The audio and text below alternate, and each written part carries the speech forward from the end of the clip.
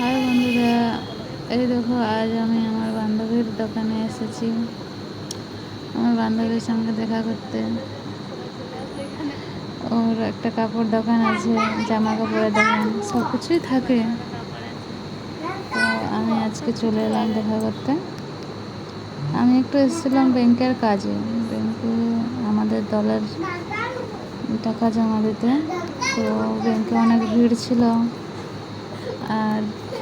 আর একটা কাজ আছে, যেটা আমি 1.5 লাখ টাকা লোন নিয়েছি, এখানে সুদ দিতে এসেছি।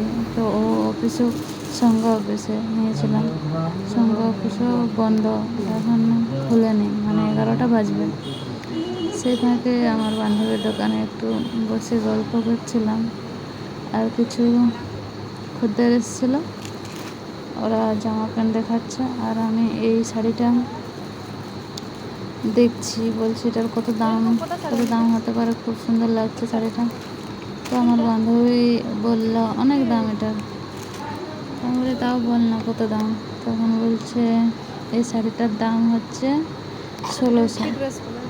তো বলি না, আমারও তো টাকা নেই, আমি তো দামি শাড়ি পরতে পারবো না, নেব না।